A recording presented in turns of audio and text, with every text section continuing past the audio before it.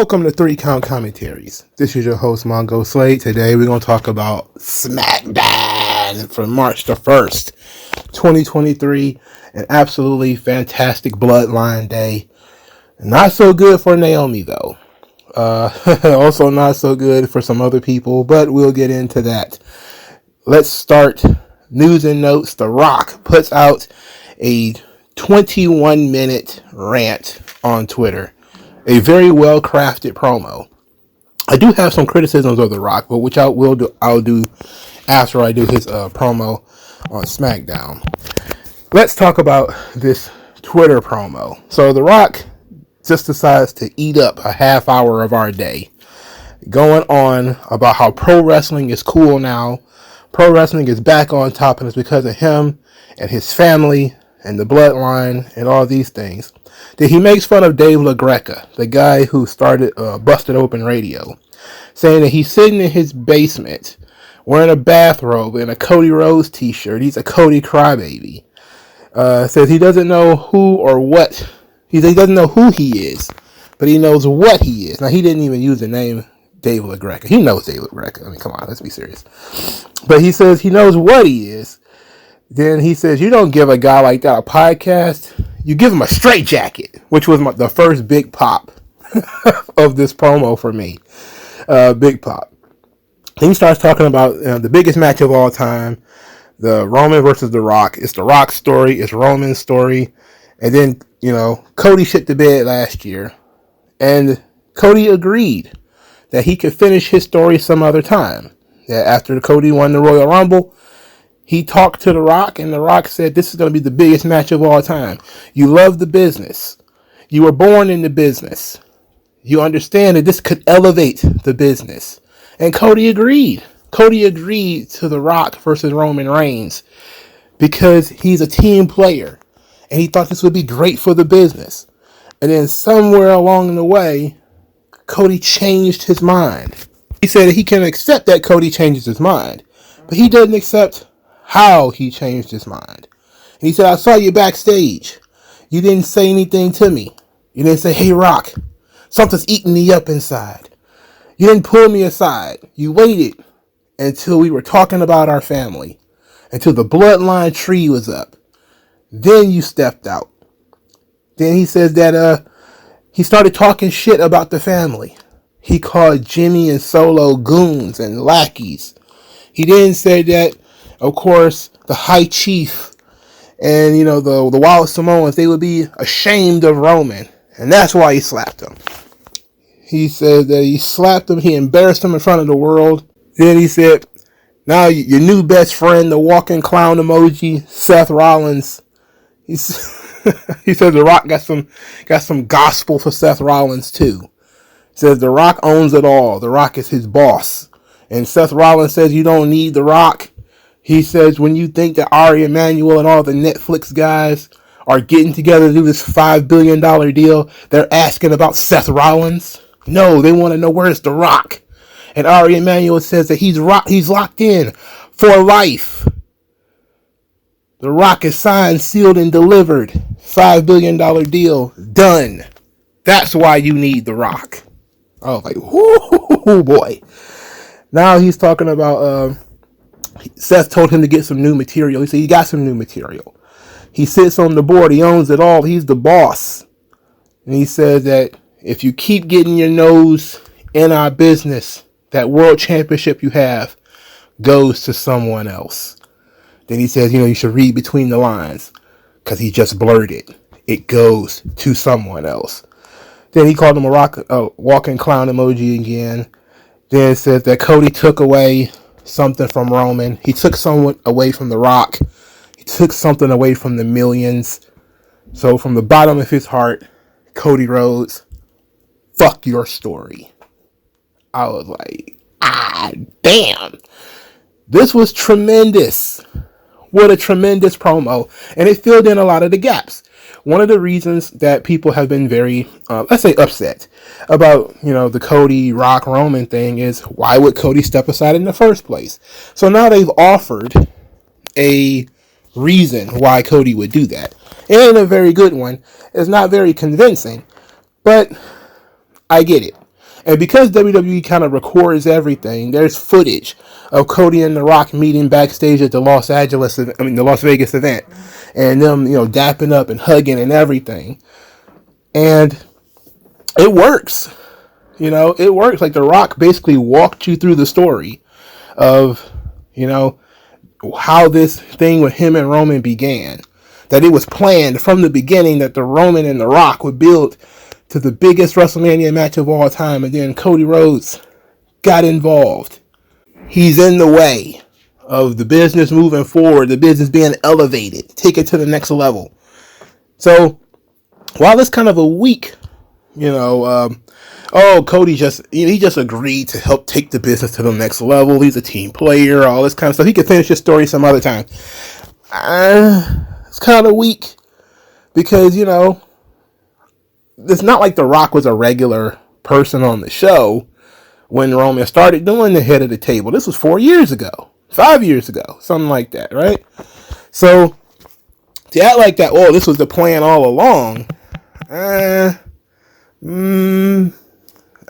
it's kind of tenuous, but let's go. So, Roman Reigns comes out at the beginning of Smackdown.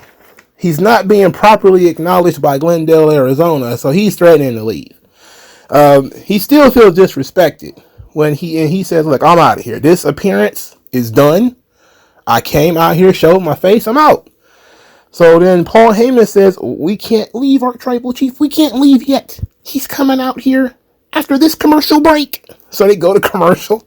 Roman is incredulous, chewing the bottom of his lip. He's just, his blood pressure is getting up. He's like, "What is going on here?" And Paul Heyman is just laying it on thick for The Rock, and he's putting The Rock over, the biggest entertainer of all time and all this shit. And Rock comes out there.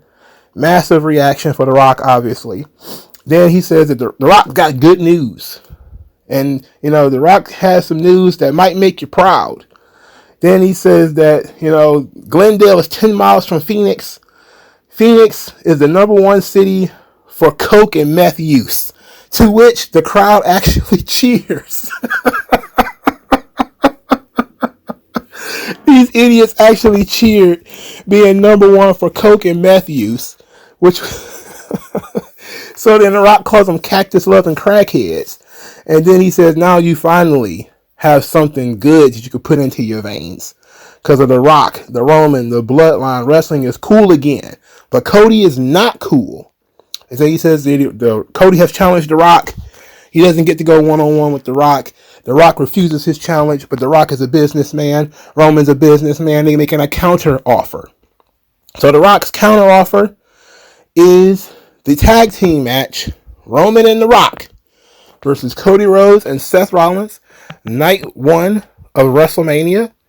If Cody wins, then no bloodline involvement in his championship match. The bloodline, including The Rock, will be banned from ringside.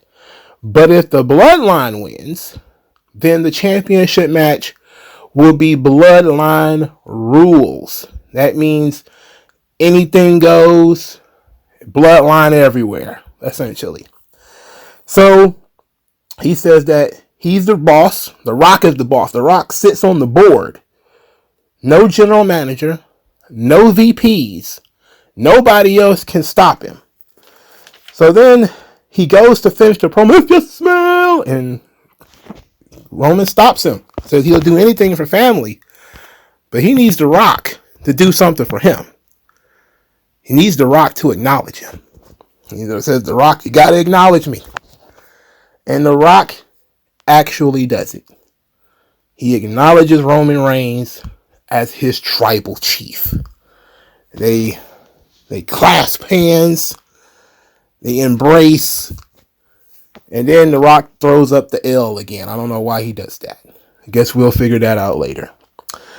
The crowd is chanting, "You sold out. You sold out." The Rock told them, The Rock says this is family. He'll do anything for family. And these people should go and smoke some more crack. And then they did, if you smell what the bloodline is cooking. Tremendous 61 seconds from The Rock. All right. Just a tremendous promo. The opening SmackDown promo was 40 minutes. It was 40 minutes. Okay. That's 3/4 of the show just about. All right. And he cut a 21-minute promo on Twitter. So that's where I get the 61 minutes from.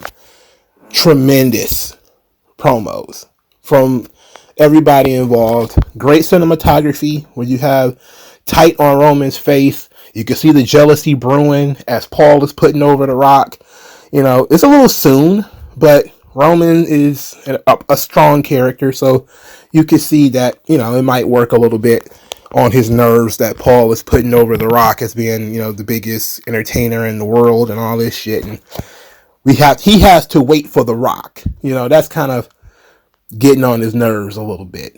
So now The Rock, you know, for Roman being a good soldier and, you know, standing around and being put to the side because The Rock is there and he didn't leave or anything like that, The Rock acknowledged him.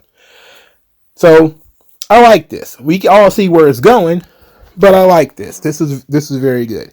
Now to my critiques. One of the critiques that I have is of the tag team match, the idea. The tag team match, of course, we already knew that was coming. My issue is, why wouldn't you say, if Cody and Seth lose, then Cody is out, and then The Rock gets to wrestle the Roman Reigns at WrestleMania? I think that would take the match to the next level. Now, because in this situation, Cody still gets his title shot. He gets his title shot either way. But I think that it probably would have felt bigger if Cody's title shot was on the line.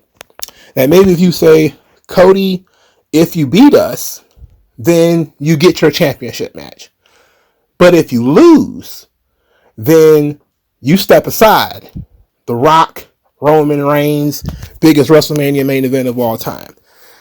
I understand why they wouldn't want to tease that, because you've already taken it off the table. You don't want to keep dangling it and then taking it away and dangling it and taking it away. I know why you would do that.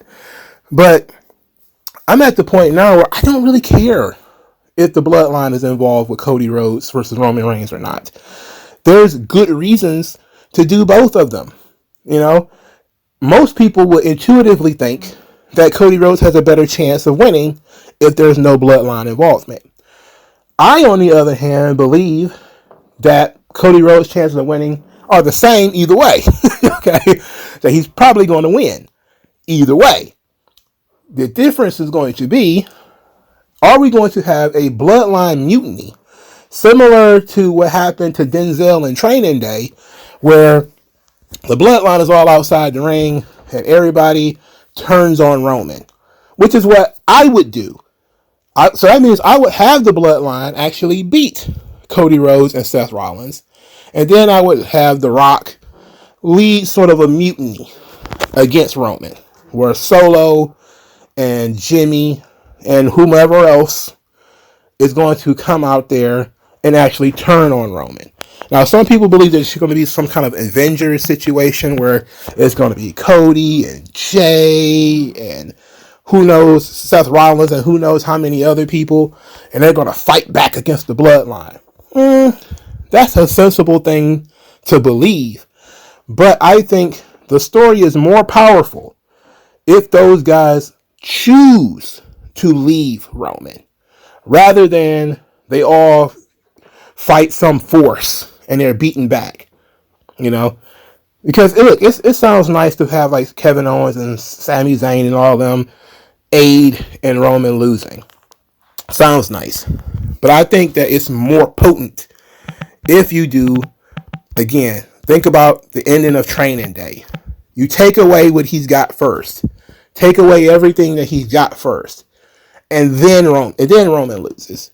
He's abandoned completely by the bloodline. And then he loses. I think, to me, that is far more powerful. Unfortunately, they just did this with Damage Control. So that's another critique that I have is, yeah, we just did it with Damage Control where, you know, they all turned on Bayley and kicked Bayley out. So you can't, would you do the same thing with the bloodline that you just did with Damage Control? Clearly people would feel it more if it was with the bloodline because they've been around longer. They're more interested in that story. They're more invested in that story. But I think Roman as a character deserves it more than Bayley did. You know, you turn Bayley babyface. It will turn the bloodline babyface to kick Roman out. Okay? So, I don't know. I see that the critique would be that they just did this. So why would you do this? And they just did it. But I think the moment, especially with the cinematic way that they've been doing things, the theatrical way that they do things now, to give Roman that last little bit of time to chew up the scenery, to take in the sight of everybody turning on him, similar to, of course, when the Shield turned, similar to when the Usos turned, when Sami Zayn turned. Like, people turning against Roman is a very important time for their career. And I don't know if I would do it with The Rock, because The Rock doesn't really need that moment. Jay needed it. Jimmy needed it. Solo needs it. But does The Rock really need to turn against Roman? Well, if The Rock is a heel now and he was turned heel by the audience, then maybe The Rock turning on Roman will make The Rock a babyface going forward to the WrestleMania 41 match. And maybe that's what they want. So, okay, I guess. But it's an interesting scenario, and I like it. Now, my critique of The Rock is pretty similar. It's pretty straightforward. The Rock feels like he's playing a character. It feels like he stepped into a movie role. And that comes with the idea of him, coming out in the shirts and everything. He ain't done that in a long time. So he's dressing and it looks weird. It looks weird. Like, he's dressing like it's 1998 again, and it looks weird because he's always wearing sweats or cut off sleeves or something like that. When he comes back to WWE, he almost never does the fancy shirts with the slacks and all that. He never really did that. So it's almost like, yeah, they're playing on nostalgia, but it feels like he's playing a character. It feels like it's another role for him. And he's stepping back into the skin of The Rock. And people like it. I like it. But it feels off because he hasn't been that for so long that it feels like, obviously, this should be to Roman that this is not real. All right? Like, this isn't clearly, just a guise to lead Roman astray. That's my only critique of The Rock, though, is I think that it feels like he's playing a character, and he looks like he's playing a character. But to add a little bit of a meta commentary to it, this does, I think, continue the character arc of The Rock from being the corporate champion back in 1998. Okay, so everybody already knows The Rock joined Vince McMahon, became the corporate champion in 1998.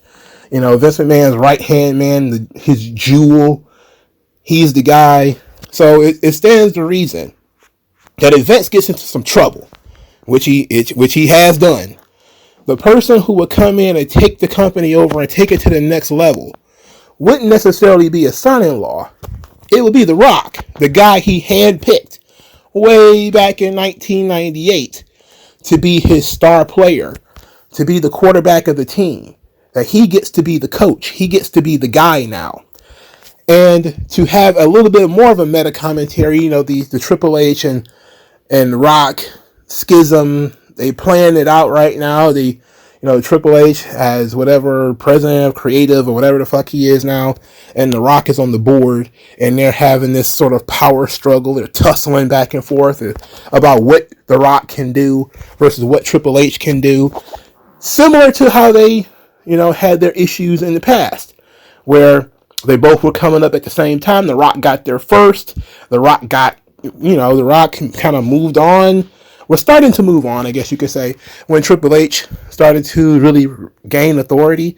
It's similar now, except for, Triple H was gaining authority over time and legitimate authority. And then The Rock came in and hop, skipped, and jumped over him and ended up on the board.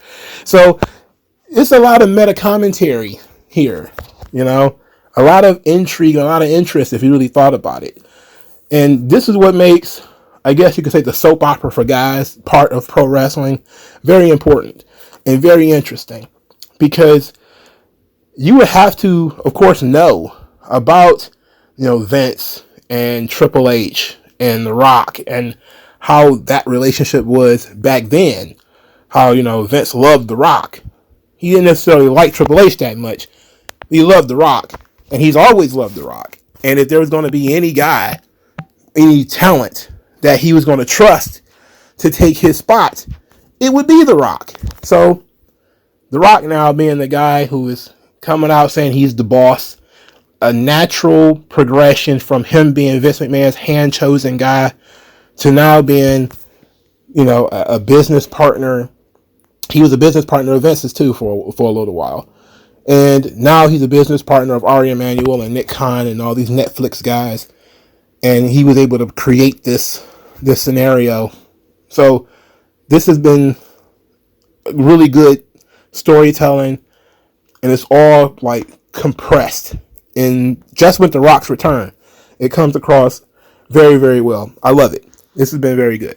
The rest of SmackDown, I don't know. I don't know. So Grayson Waller and Austin Theory are backstage. They're making fun of Randy Orton for getting knocked out by Logan Paul. They're mocking him. LA Knight shows up. He wants to know where AJ Styles is. They don't know. They have no idea. So they're making fun of Randy, and of course, as usual, kind of cliche, Randy Orton shows up and he says, okay, well, one of you guys, I'm going to beat one of you guys up. Which one is it going to be? Waller volunteers Austin Theory to do it. Theory doesn't have a chance at all of saying, no, I don't want to, before Randy Orton accepts the challenge. They're going to work the main event.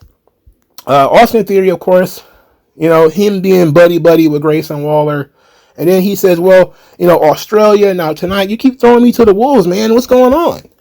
And Waller made Australian noises or whatever, and now we got Randy Orton versus Austin Theory as the main event of the show. So they have the match, and Randy Orton is looking like he's going to do his superplex in this match, but it didn't quite go as planned.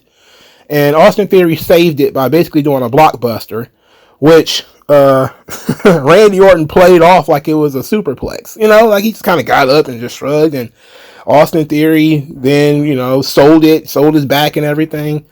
A very good spot for the two guys. And I think that should have gained Austin Theory some points with people, because Randy Orton, he looked tentative about that suplex. So the finish was amazing.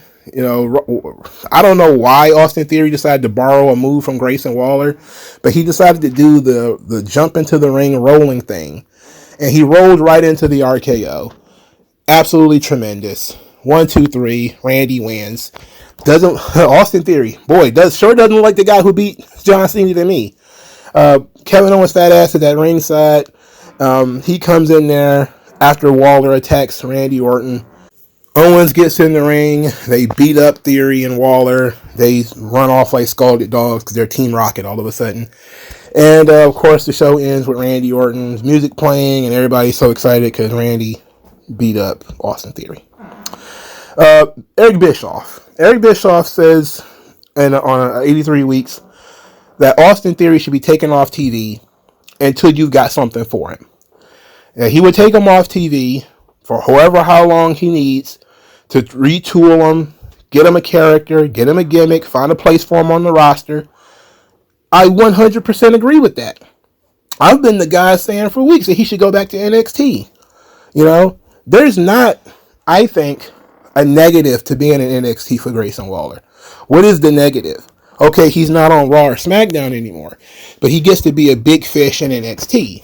He gets to create a new character, create a new persona. He gets to be reintroduced later to the audience, and people might forget that he was Mr. Money in the Bank already and United States champion already and beat John Cena and all this stuff.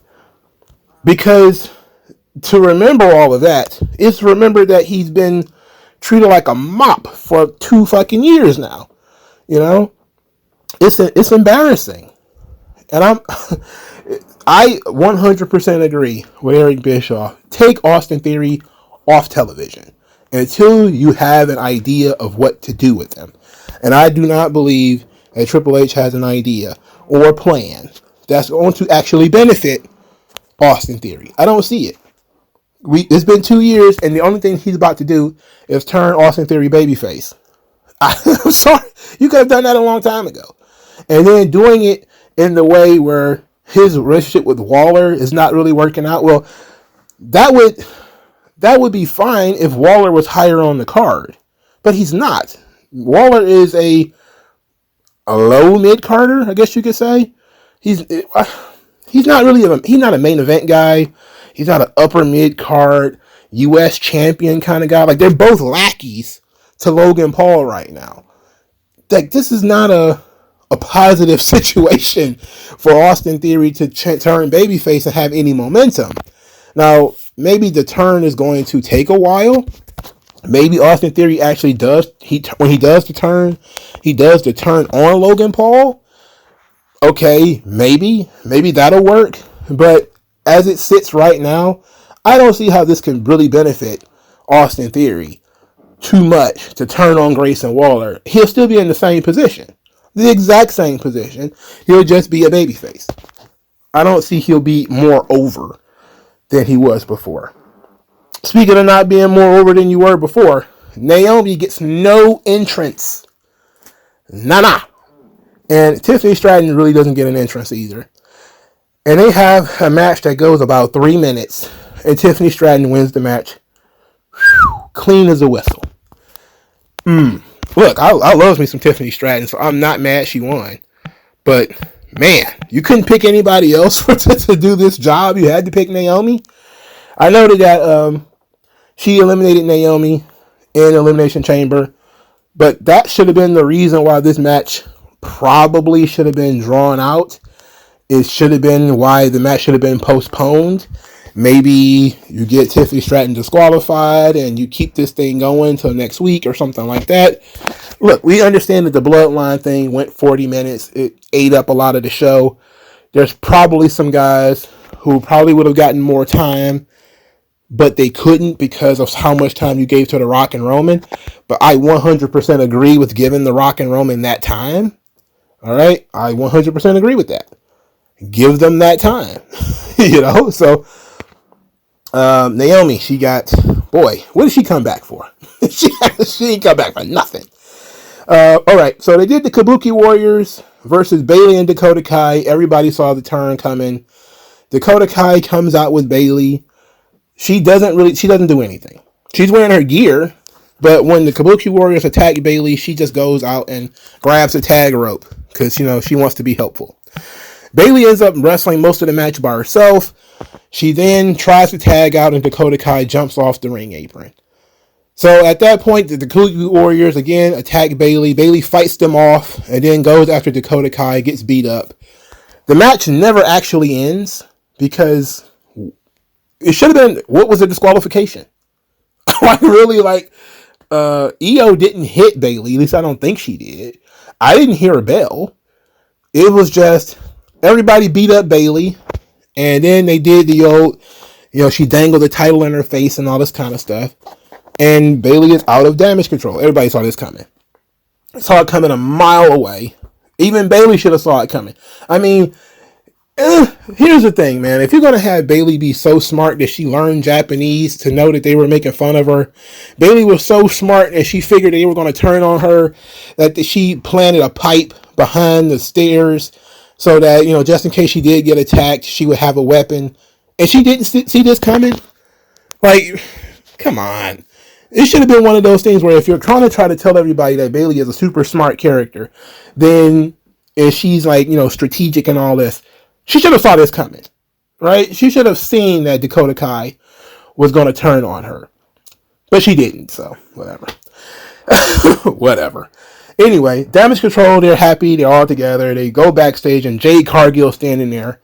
And Jade Cargill walks into the shot like she's the goddamn Great Khali, standing over all these minis. Because, the Japanese girls are very small. And Jade Cargill just steps onto the scene, and she is a monster. compared to Io and Kyrie especially. You know, Asuka's just short, but these other two are short and skinny. All right, so it's to them it's like a Godzilla movie is happening right now. Okay, and then of course she gets taken away by Nick Aldis, who has some other business with her. So I'm guessing that they're about to do another Avengers team idea where it's going to be Bayley, and she's going to have to put together a squad of people to help her protect against damage control at WrestleMania. And is Jade Cargill want to be one of those people? I hope not, because that sucks for her. But if you're going to have a situation where maybe Jade Cargill is going to challenge for a championship, it can't be at WrestleMania because, you know, Io's already spoken for. Could it be for the tag team titles? That could be interesting, because what really is the feud for Io, for the Kabuki Warriors, and the closest thing to a feud that they've had is with Bianca Belair. Now, because Bianca Belair has been somebody they've been feuding with for like 2 years.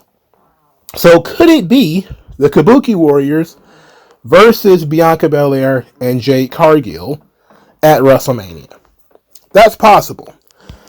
Of course, you would have to explain why you've been doing Bianca Belair and Tiffany Stratton in these scenes together for a month if you're not going to go that route with them being opponents at WrestleMania.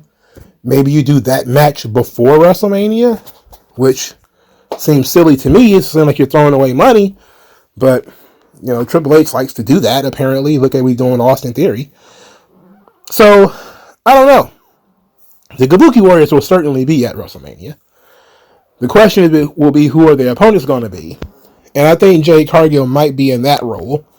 And I think the sensible partner for her would be Bianca Belair. Now, could it be Bianca Belair, Naomi, and Jade Cargill versus the Kabuki Warriors and Dakota Kai at WrestleMania? And instead of it being a tag team match, it's a 6-woman tag. That's kind of sensible, but how do you get Naomi in this situation? So I don't know. But it's I did like seeing the size difference between Jade Cargill and the rest of the girls because that was entertaining to me. So like, how are you going to make it seem like these girls even stand a chance against Jade Cargill, for God's sake? All right, Brian Breaker makes his debut. No, he didn't. He made his debut last week, but they presented it as it was his debut. And his opponent was Zion Quinn, who I have not seen in like 2 years. He supposedly got called up 2 years ago. I have not seen Zion Quinn in forever. I remember exactly when his career died. When he did NXT 2.0, he did a song and dance number with some girl. I have no idea who that girl was. I don't remember. But he did a simp gimmick where he was fighting guys for disrespecting women. That was it. He was great up to that point. Then he became super simp, Dancing with the Stars, and that was it. And he lost a lot of momentum after that. But he's a big guy, got a look to him, and he loses in 6 seconds to Brian Breaker. Look, I'm fine with Brian Breaker going over, but why does it have to be Zion Quinn? And I guess it's over for him, right? I guess it's done. I guess we have no Zion Quinn anymore. That's not going to be a thing that we should look forward to in the future. It's just, no. Anyway, Santos Escobar, Carrillo, they have a street fight. They showed a vignette to catch everybody up because this is not featured every week for some odd reason. So they caught everybody up on what's going on with all the players. Carrillo comes out. There's an apple under the ring. I don't know why. Why is there an apple under the ring? But people popped for the apple. They were also popped for the chair. They also popped for the kendo stick. But they really wanted tables. They popped for the tables. I don't know what's going on with Carrillo, but this was not his best performance. It was actually not good, actually. And The Legado del Fantasma, Humberto, and Angel, they attacked Carrillo during the match. It took forever for the LWO to get down there. So they finally come down. They start fighting. They get fought off. Rey Mysterio's main theme plays. Rey's coming to the ring on crutches.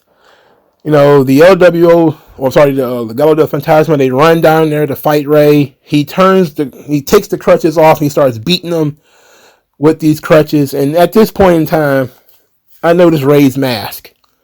And I'm thinking, what the hell is that? What is this thing on his head?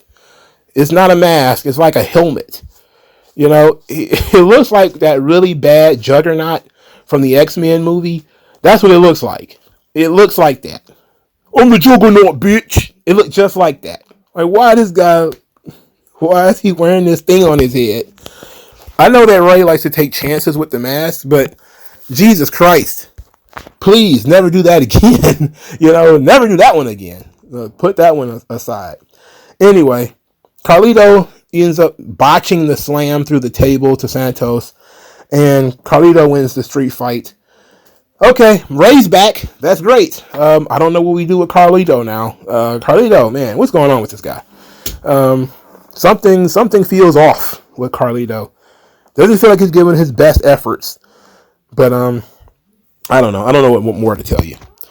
Tyler Bate and Pete Dunne, they blamed Dominic Mysterio for losing, and they want a rematch. God, no. God. Oh, no. They suck so bad.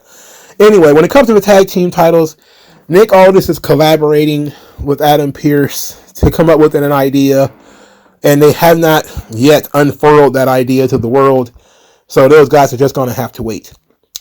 So then we end up with LA Knight. LA Knight has been walking around all night looking for AJ Styles.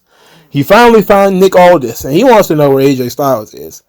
Nick Aldis has given AJ Styles the night off, so now LA Knight is pissed. He says that he's got a gift for him. It's a steel chair. It's fit for a hat. He says that AJ Styles saw fit to fly around the world and cost him a chance at the World Championship. He's got something coming. So, I like this. This was a really good promo from LA Knight. He was really passionate, fired up. He can do this stuff. This is very good. So I can't wait for the LA Knight AJ Styles thing. That's going to be fun. Are they going to do it at WrestleMania, or are they going to do it at SmackDown before WrestleMania? Who knows? Now, the reason why I keep saying they might do Bianca and Tiffany Stratton before WrestleMania, they might do LA Knight versus AJ Styles before WrestleMania, is because they're doing Karrion Kross versus Bobby Lashley on SmackDown next week, not at WrestleMania. So, welcome to the Andre the Giant Memorial Battle Royal, Karrion Kross and Bobby Lashley. That's incredibly unfortunate. That's incredibly unfortunate. That is incredibly unfortunate. That sucks, actually. It sucks hard, actually. Now, look, I'm not saying that, this feud is strong enough to last to WrestleMania. What I'm saying is, what the fuck is Lashley going to do at WrestleMania? How are you going to have a guy as over as Lashley have no spot at WrestleMania at all? Look, I understand that you haven't done enough with Karrion Kross for him to be over enough to make it to WrestleMania, but Lashley is over, He's in that same boat with Bianca Belair and with a bunch of other people where they had no kind of position and improvement. They're not being utilized in any way, really. They're just kind of floating from thing to thing. Like, they've got an angle running, but it's not an important one. And so you're sitting here like, what are we going to do here? Even with Rey Mysterio, like, okay, Rey and Santos are probably going to end up having a match before WrestleMania, So what's the mid card of WrestleMania going to look like? A bunch of multi-man matches, a bunch of 6-man tags and 8-man tags and battle royals and all that horse shit. There's not going to be like a single non-title heat-filled singles match at WrestleMania. Something that can go on second, or something that can go on third, or something that can go on fifth. You know what I'm saying? Like, or is it WrestleMania going to be 5 matches over 2 nights? 10 matches total for the entire program, which would be 5 matches on day 1, 5 matches on day 2. Both shows are still 4 hours. And most of the roster is not on the card. I mean, I wouldn't do that. It's not sensible to do that. And I'm not saying that you're just going to dump everybody into a 10-man tag or, ECW originals versus, the new blood kind of situation just to get people on the card. But if you have tons of over talent that are not going to be featured, well, brother, that's paychecks that they're missing. And you have to justify this. Like, we know the bloodline's going to eat up like an hour of the show. But what about till we get there? What are we going to do to get to that point? Okay, Gunther's going to have 1 match. Logan Paul's going to have 1 match. And those are probably not going to be on the same night. So, where's the rest of the card? What's the rest of this thing? I don't know how you plan to keep people engaged for the bloodline stuff, from the beginning to the end. Because, okay, you have Jimmy and Jay, if they're going to have their match, which I'm assuming they are. Okay, that's only on 1 night of the show. What about the other night? You know what I'm saying? Like, Gunther is going to be on 1 night, Logan Paul is going to be on the other. All right. Now, Gunther's going to have a upper mid-card level opponent. Could be Sami Zayn. Could be somebody else in that vein. On the other show, it might be Logan Paul versus Randy Orton. Okay, but now you have to account for all the other people that you've been featuring. There's nowhere for you to put Judgment Day on this card. Clearly, I don't think Rhea Ripley and Io Sky are going to be on the same show. You put one of them on the other show. But you still have a great deal of time to account for in the mid-card. That's non-title, but something with some heat that people could actually enjoy and like, I don't know. Maybe it will be Karrion Kross versus Lashley, but it'll be in some kind of cage match or something stupid like that. I don't know, man. I can't tell you. I can't call it. We'll see how it unfurls. But there's a lot of guys on this roster that are talented guys who Triple H has not been using. And now it's WrestleMania season, and you've got your top 5 or 6 matches. Now, if this was a single show, it would be great. But this is not a single show. This is 2 nights. So now you have to try to fill out the rest of the card, and it seems like it's going to be slapdash. And heavens to Betsy, if you turn that tag team match into some shit with DIY and Dunn and Bates, oh my fucking God. I'm going to blow a gasket. I'm going to blow a gasket if Pete Dunne is on this show and Lashley isn't. I will actually boycott Triple H if Pete Dunne, Tommaso Ciampa, and Johnny Gargano are at WrestleMania and Lashley is not. That's a problem for me. All right. That's an issue for me. All right. You want to squeeze in people I don't really care about, like Drew McIntyre. Look, I love Drew McIntyre. I've been a fan, but I don't want to see him wrestle Seth Rollins. But fine. If you want to have that match, fine. I understand why you want to have that match. But give me something else. For God's sake, give me something else that I could care about. That's why I'm hoping they do Gunther versus Chad Gable. Or maybe even they'll give it to Sami Zayn. I kind of care about Sami Zayn. But you need to get some more people on this show that I give a fuck about. Because the Bloodline stuff is great. It's going to eat up a lot of time. But we got 2 hours or so to get there. All right. So we gotta populate this show somehow. And there's a lot of talented people. Tiffany Stratton doesn't have a clear shot at WrestleMania. Bianca Belair doesn't have a clear shot. Poor Naomi. She might as well not even be on SmackDown next week, let alone at WrestleMania. I don't know. There's going to be a women's battle royal, I guess. So it may be going to put the Andre the Giant Memorial Battle Royal back at WrestleMania. And not even on the pre-show, but it's like right smack dab in the middle of the show, where it should be, if we're being honest. I actually do think that they should have the battle royals at WrestleMania. That's my opinion. I don't think it should be on SmackDown, but whatever.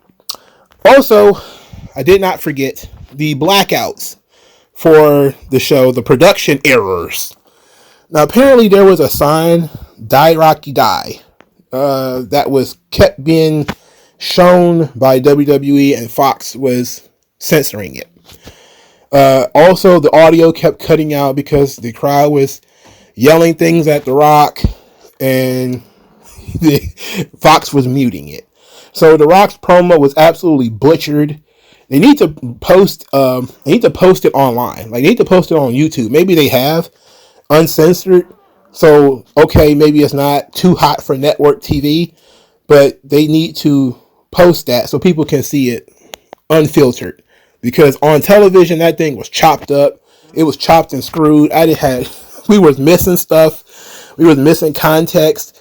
It was crazy. Like, you control the cameras. So how does the Die Rocky Die sign keep getting on TV if you control the camera angles? Just change the fucking camera angle. So we can... I understand you can't control the audio of the crowd. You can't control what they're yelling. You could turn them down, I guess. But you can't really control what they're yelling at him. But the sign, it's a Die Rocky Die sign. Just change your camera angle, dog. That's what you do, right? That's your thing. Don't shoot that sign. Shoot around it. Maybe you have your guy go to the other side, to shoot, maybe not from the back, but shoot it from the side or something. I don't know. But it was virtually unwatchable.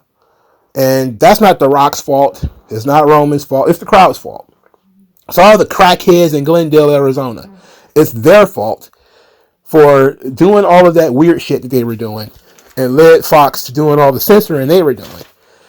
In any event, SmackDown was fine. It was a good show. Didn't hate it, and thoroughly enjoyed all of the build for WrestleMania. Just wish it was spread out more. The Rock's going to be apparently on the next 3 episodes of SmackDown, at the very least. So that means for the next 3 weeks, The Rock is going to be there. He's going to chew up a lot of scenery. They used to complain that Roman ate up a lot of scenery. The Rock is about to chew some shit up. And it's going to be interesting.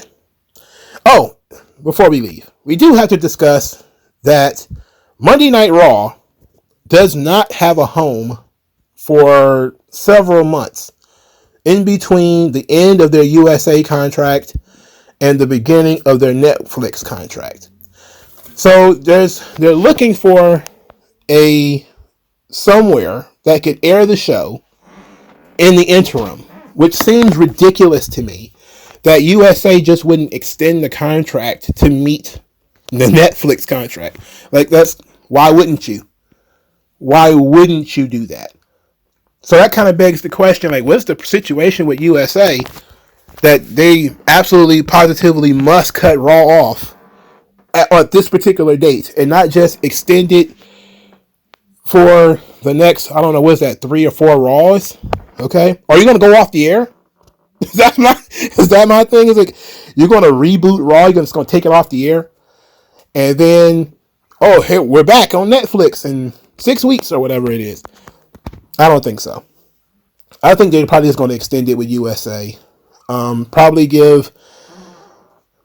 run it. I would run it for free at that point. I mean, just to keep the storylines of shit going. Like, you don't want a huge gap there. Why would you want that? So I would try to run it as much as possible. Maybe tape a few episodes in a row and just have those episodes air on USA. And that's it. But I think it's more than a month. I think it's like 2 months that they're going to have between the end of their Raw contract and the beginning of the the USA contract and the beginning of the Netflix contract. And that's a lot of time to be missing, dog. So, I don't know. Nick Khan, get to work, because Vince wouldn't be in this situation. You know what I'm saying? Vince ain't never had this situation before. Not to my knowledge. When they went to Spike, I don't remember weeks of Raw not being on the air. When they moved back to USA, I don't remember there being weeks of Raw not on the air. So this is a whole unique issue that TKO Group has created.